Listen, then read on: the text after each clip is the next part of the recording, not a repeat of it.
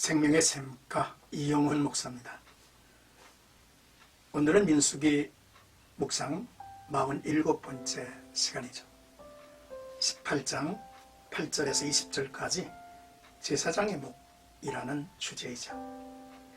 하나님께서는 레위인과 제사장에게 거룩한 직무를 주신 동시에 취할 목도 주셨습니다.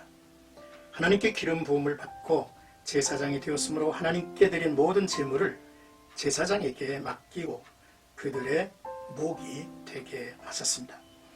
그들이 받은 음식은 성물이기 까닭에 정결한 자가 먹을 수 있다라고 하셨죠. 먼저 8절에서 14절까지는 내가 기름 부음을 받았은즉 영구한 목의 음식을 주노라 하신 말씀입니다. 하나님께 드려진 모든 헌물을 아론이 주관하게 하고 아론과 아들들의 목이 되게 했죠. 거제는 문자 그대로 제사장이 제단 앞에서 양손으로 제물을 잡고 위로 높이 들어 올렸다가 아래로 내리는 제사 행위입니다. 제물을 위로 들어 올리는 것은 하나님께 바친다는 의미며 아래로 내린다는 것은 하나님께서 제물을 제사장의 목으로 주셨다는 의미가 담겨 있습니다. 이 지성물 중 제단에서 불사르지 아니한 제물은 아론 네 것이며 너와 아들들에게 주노라 하셨습니다. 그리고 지극히 거룩하게 여김으로 먹으라 하셨고 내 집에 정결한 자가 먹을 것이라 하셨습니다. 제사장들이 받은 목들은 불사르지 아니한 거제물과 요제물, 땅의 첫 소산물, 그리고 특별하게 드린 모든 것과 태의 첫 소산이었습니다. 여기서 말하는 첫 소산이란 이스라엘 백성들이 농사로 얻은 첫 열매를 의미하죠. 첫 소산을 봉헌하는 가장 큰 목적은 모든 소산물이 하나님의 것이라는 사실을 인정하는 것으로 또한 결실을 허락하신 하나님께 감사하는 고백이 담겨 있는 것입니다. 하나님의 교회에서 헌물로 드려진 것을 나누어 먹는 사역자들이 어떤 마음으로 일상을 펴가야 하는지를 교훈해주고 있는 부분이죠. 이제 15절에서 20절까지는 여호와 앞에 너와 내 후손에게 영원한 소금 언약이니라 하신 말씀입니다. 고대로부터 이 소금은 변하지 않는 것으로 언약을 맺을 때 불변성을 강조하기 위해 사용되었습니다. 언약을 맺은 당사자들이 소금을 나눔으로써 책임과 의무를 서로에게 부과한 것이죠. 따라서 소금 언약은 세월이 지나도 변치 않는 영원한 언약을 상징했습니다.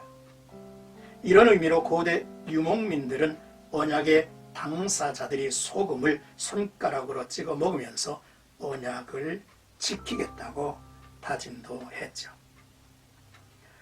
하나님께서 제사장과 언약을 직접 맺어주시고 소금 언약으로 명하신 의미입니다. 이는 하나님께서 모든 것을 책임져 주시겠다는 불변의 언약이죠. 하나님의 은혜로 값없이 구원받은 성도들도 하나님께서 먹이시고 입히시는 소금 언약 안에 있음을 잊어서는 안 될 것입니다. 현대인 성경은 여호와께서 또 아론에게 말씀하셨습니다. 이스라엘 땅에서 네가 물려받을 유산이나 재산은 아무것도 없다. 그것은 나 여호와가 너의 재산이며 유산이기 때문이라고 번역하심을 볼 수 있죠. 하나님의 선민 이스라엘 백성들의 재산과 유산은 오직 하나님이시라는 뜻이고 또한 하나님께서 자손 대대로 지켜주신다고 하는 의미인 것입니다.